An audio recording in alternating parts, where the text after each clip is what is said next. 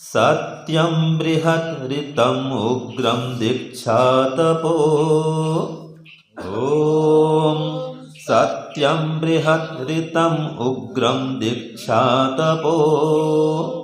ब्रह्मयज्ञः पृथिवीं धारयन्ते। ब्रह्मयज्ञः पृथिवीं धारयन्ते। सानो भूतस्य भव्यस्य पत्नी।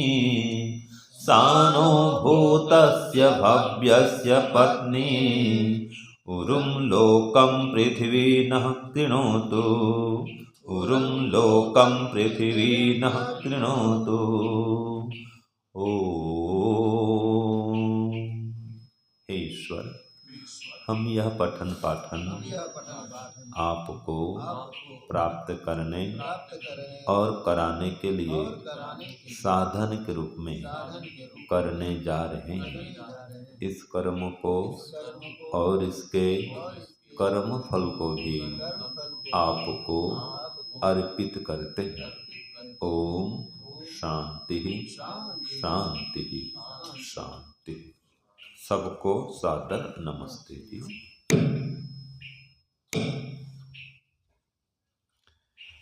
आज के मंत्र में ये कहा है, पृथ्वी को या मातृभूमि को धारण करने वाले कौन कौन से तत्व होते हैं, या राजा में कौन कौन से गुण होने चाहिए जिससे कि वो मातृभूमि की रक्षा कर सके, राष्ट्र की उन्नति कर सके।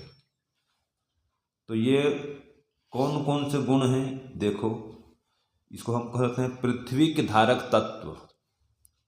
ठीक है, मातृभूमि के धारक तत्व, मातृभूमि के विकास हेतु आवश्यक तत्व, आवश्यक गुण। ठीक है, तो क्या क्या उसमें होना चाहिए, देखो। सबसे पहले कहा सत्यम। तो अगर मातृभूमि की रक्षा चाहते हैं, धारण करना चाहते हैं, इसकी सुरक्षा चाहते हैं, अर्थात मातृभूमि में सुख शांति चाहते हैं, ठीक है जी, तो क्या करेंगे, सत्यम, सत्य को धारण करेंगे। जो सत्य है वो पृथ्वी की, देश की, राष्ट्र की, धर्म की रक्षा करती है।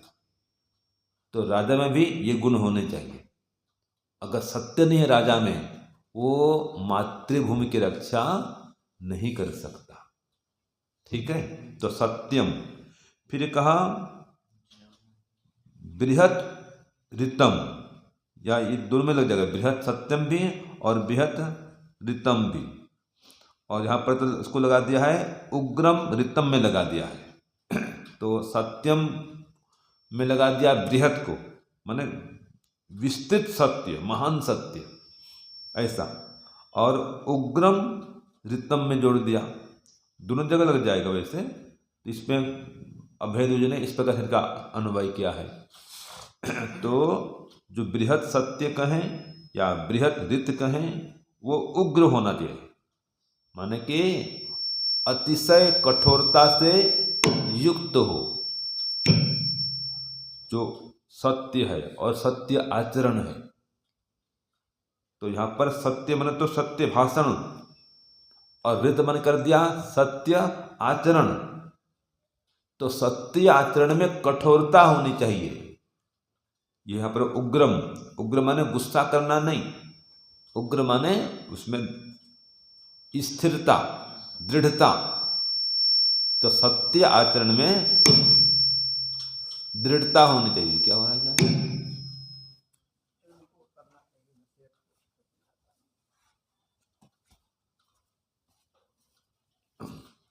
तो सत्य आचरण में दृढ़ता होनी चाहिए।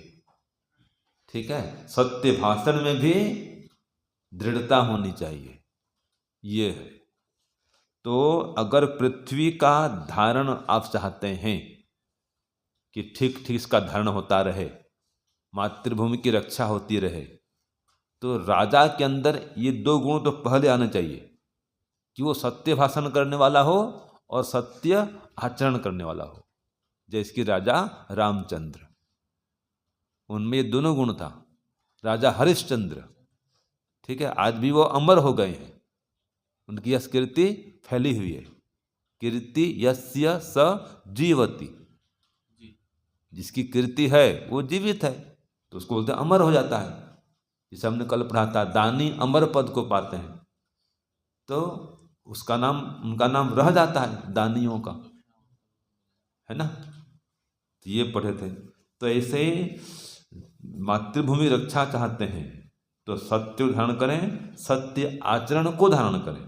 और फिर कहा आगे, दीक्षा व्रत ग्रहण करें। बिना व्रत के राष्ट्र की रक्षा नहीं कर सकते।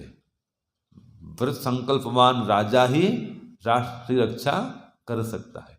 जिस राजा के अंदर कोई व्रत नहीं है, संकल्प नहीं है, वो राष्ट्र की रक्षा नहीं कर सकता, मातृभूमि की सेवा नहीं कर सकता। ये भी कह सकते हैं, मातृभूमि की सेवा करना चाहते हैं तो ये 6 गुण अनिवार्य हैं। मातृभूमि की रक्षा, मातृभूमि की सेवा, मातृभूमि की उन्नति प्रगति हेतु आवश्यक 6 गुण। तो पहला क्या कहा इसमें, सत्य। फिर दूसरा सत्य का आचरण। प्रथम सत्य में क्या था, सत्य भाषण, और फिर सत्य आचरण, और फिर अब आ जा रहा है व्रत का ग्रहण, व्रत और संकल्प से युक्त होना। फिर चौथा आ रहा है तपः, तपस्या, तो कष्टों को सहन करते हुए भी धर्म पर आरूढ़ रहना, न्याय पर, धर्म पर आरूढ़ रहना, कितना कष्ट क्यों न हो जाए। उदाहरण वही आएगा श्री रामचंद्र जी का और हरिश्चंद्र जी का, कितना कष्ट है उनके जीवन में, लेकिन सत्य पर, धर्म पर दोनों को दोनों आरूढ़ रहे।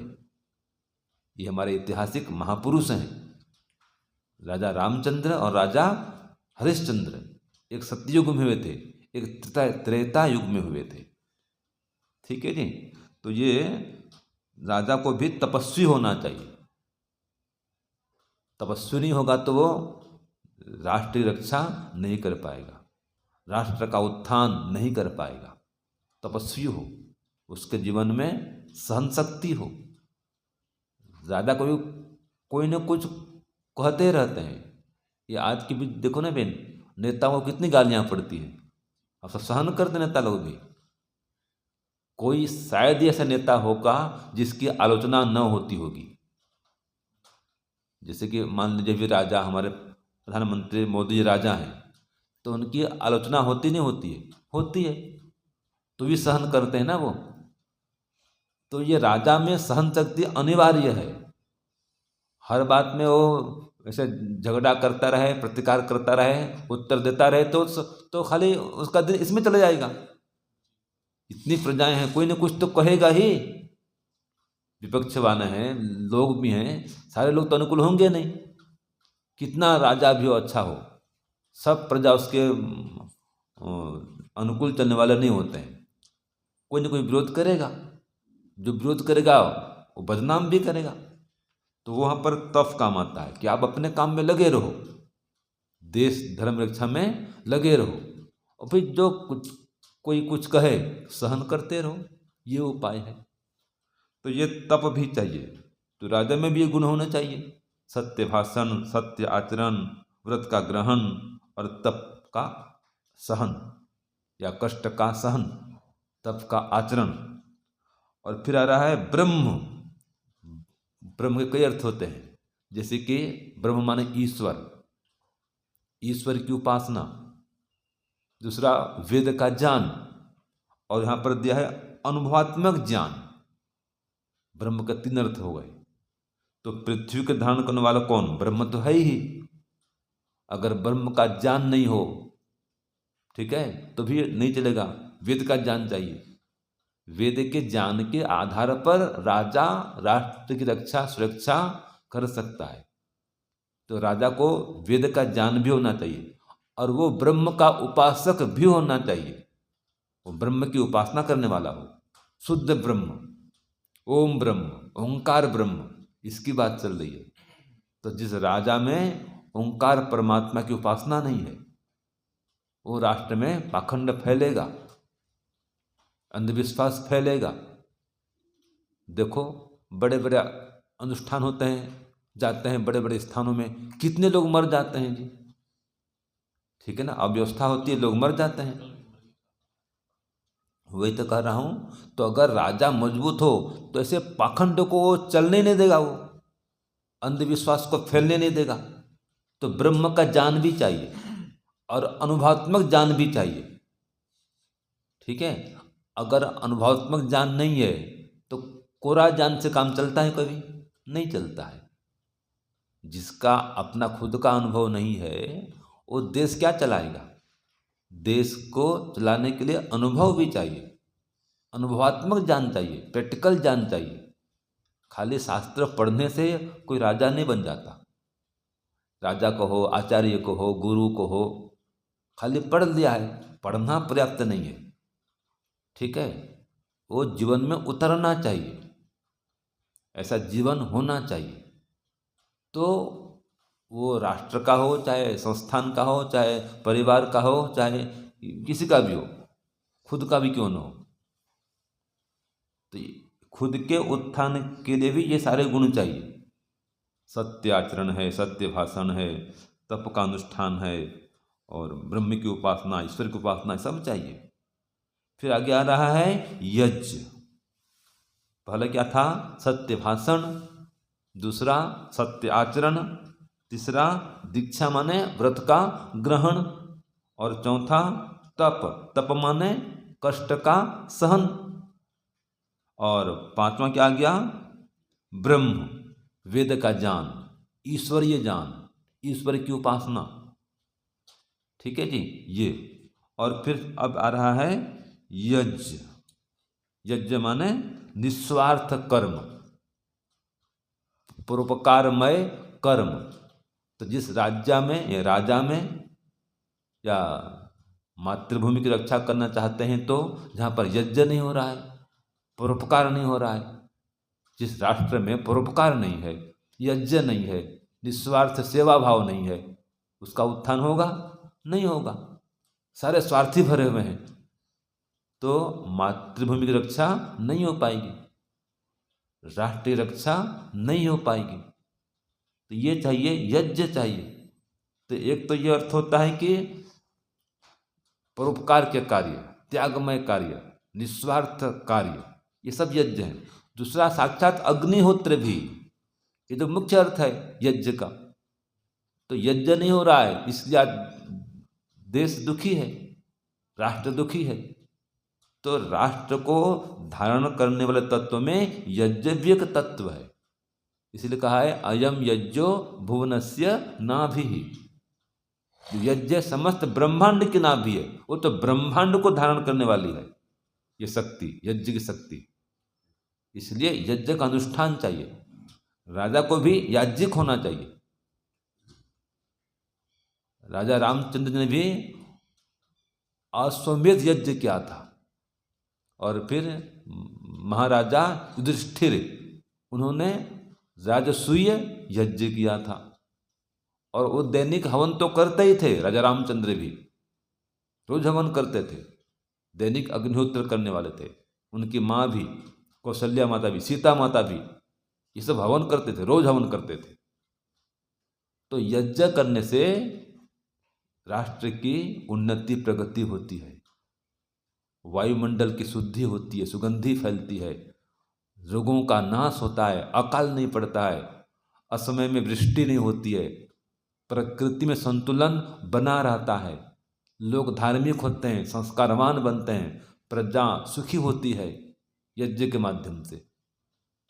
फसल बढ़िया होता है, अनाज की उत्पत्ति बढ़िया होती है। यज्ञ की महिमा है। जब बारिश चाहिए तभी बारिश होगी, जब नहीं चाहिए नहीं होगी। असमय बारिश नहीं होती। अगर घर घर में रोज यज्ञ शुरू हो जाए, देखना संसार खुशहाल सुखमय हो जाए। तो ये 6 तत्व जो हैं पृथ्वी को धारण करने वाले हैं, राष्ट्र की उन्नति करने वाले हैं। तो ये 6 के 6 तत्व, 6 के 6 गुण राजा में भी होने चाहिए। कौन कौन से भी दोहरा दो, याद करना, या आपके उपदेश में काम आएगा बार बार, और आपके जीवन के उत्थान के लिए भी ये काम आएगा। ये आपके अंदर भी होना चाहिए। बोलो सत्य भाषण, सत्य भाषण, सत्य आचरण, सत्य आचरण, दीक्षा, दीक्षा, तप, तप, ब्रह्म ब्रह्म और यज्ञ। यज्ञ। ठीक है, यहाँ पर दीक्षा मान क्या लेते हैं हम? व्रतों का अनुष्ठान करना, व्रत को ग्रहण करना, धारण करना, कष्टों को सहन करना। तो सहन नहीं कर पाएगा, ये इस मार्ग में आगे नहीं बढ़ पाएगा। आध्यात्मिक मार्ग हो चाहे सांसारिक मार्ग हो, उसकी उन्नति नहीं हो सकती है। जो सहेगा वो आगे बढ़ेगा, ठीक है, जो नहीं सहेगा वो आगे नहीं बढ़ पाएगा। तो ये छह के छह तत्व हैं जो पृथ्वी को धारण करती हैं। तो कहा इसलिए पृथ्वी धारयंती, ये सब के सब पृथ्वी को धारण करती हैं, अर्थात मातृभूमि की रक्षा करती हैं, मातृभूमि की उन्नति प्रगति करने में सहायक हैं। तो इस सब के सब गुण राजा के अंदर भी होने चाहिए। फिर आ जाता है सानो भूतस्य भव्यस्य पत्नी।